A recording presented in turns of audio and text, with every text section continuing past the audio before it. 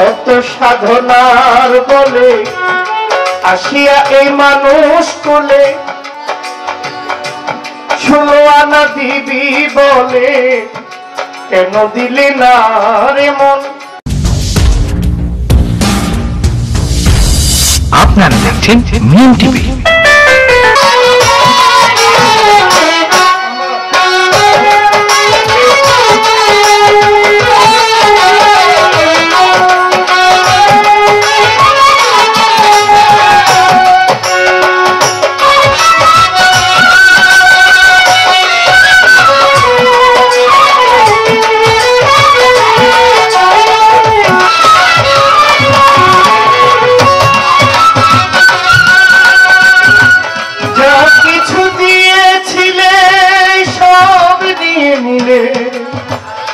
আনন্দ হাসি গান সব তুমি নিলে, যাবার বেলা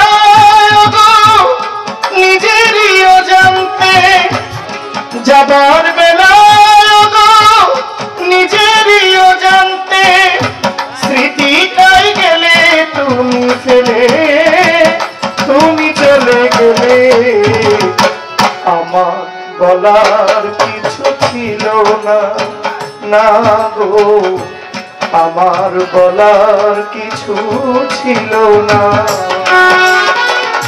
চেয়ে চেয়ে দেখলাম তুমি চলে গেলে, তুমি চলে গেলে। চেয়ে চেয়ে দেখলাম আমার বলার কিছু ছিল না, না গো আমার বলা কিছু ছিল না।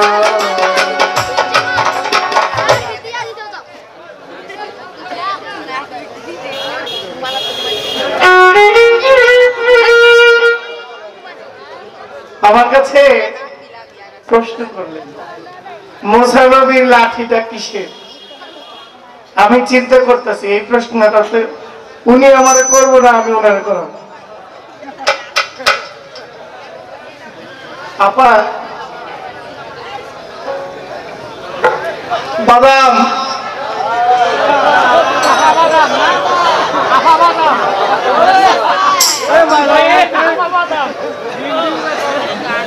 আপনারাও জানেন এটা কাঁচা না, এটা ভাজা।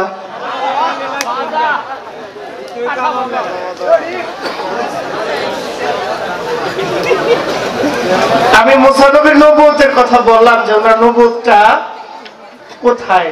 ওনার নবুয়ত ছিল লাঠিতে। ওনার নবুয়তটা যে লাঠিতে ছিল এটা আমি বললাম। আমার বোন আমাকে প্রশ্ন করেন যে পাগলা আপনি বলেন যে নবুয়তের যে মুসা নবীর যে লাঠিটা এটা কিসের লাঠি? প্রশ্ন করলেন, যদিও নবুয়তের ভাগটা ওনার, তাই না?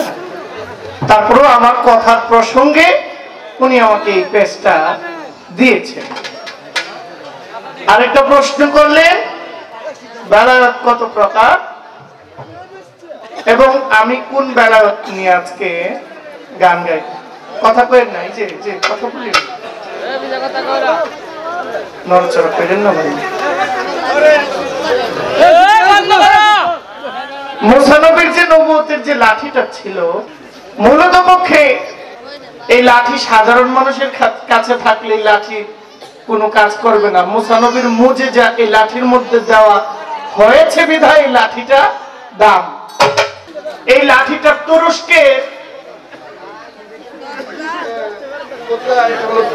তুপজাতি একটা জাদুঘরে তুরস্কে তুপকাপি মিউজিয়ামের মধ্যে এটা সংরক্ষণ করা আছে।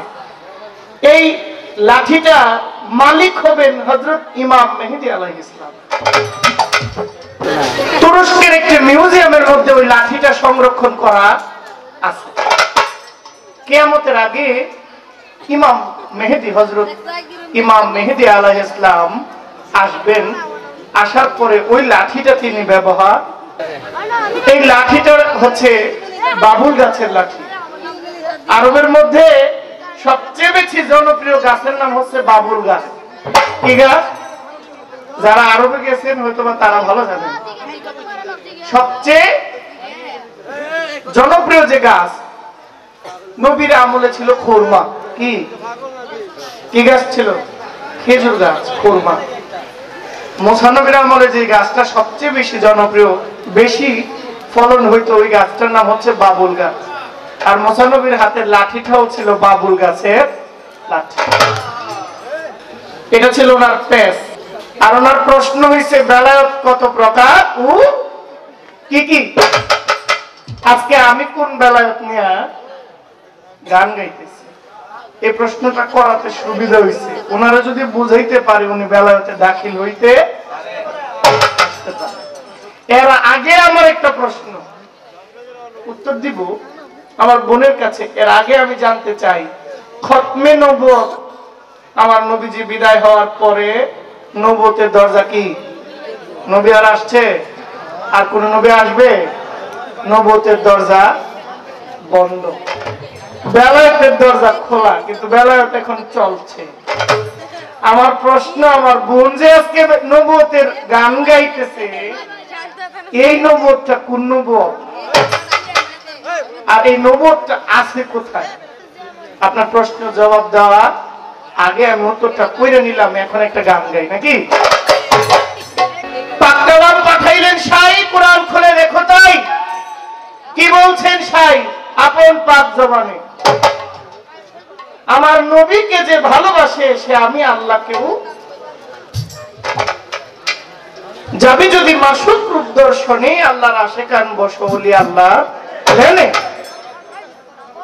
নবুয়তে পৌঁছাইতে গেলে আগে আমার বেলায়েতের উপর দিয়ে যাইতে হবে। বেলায়েত ছাড়া নবুয়তে যাওয়ার কোনো সুযোগ নাই। কিন্তু যারা এখনো বেলায়েত মানেই না, বেলায়েত বুঝেই না, এদের একটা গতি করতে হবে না? এই জন্য আমার আগের গানটা ছিল বারে বারে আর আশা। শত সাধনার বলে আসিয়া এই মানুষ কোলে, শত সাধনার বলে আসিয়া এই মানুষ কোলে, 16 আনা দিবি বলে কেন দিলি না রে মন? 16 আনা দিবি বলে কেন দিলি না? কেন রে ইলিয়াসার সঙ্গ নিলে না? কেন রে আমার আফাজ শাহ বাবার সঙ্গ নিলে না? শত সাধনা বলে আসিয়া এই মানব কুলে, শত সাধনার বলে আসিয়া এই ভব কুলে, 16 আনা দিবি বলে কেন দিলি না রে মন? 16 আনা দিবি বলে কেন দিলে না? কেন রে মন আতাউর শাহ বাবার সঙ্গ নিলে না? কেন রে মন সাধু সঙ্গ নিলে না?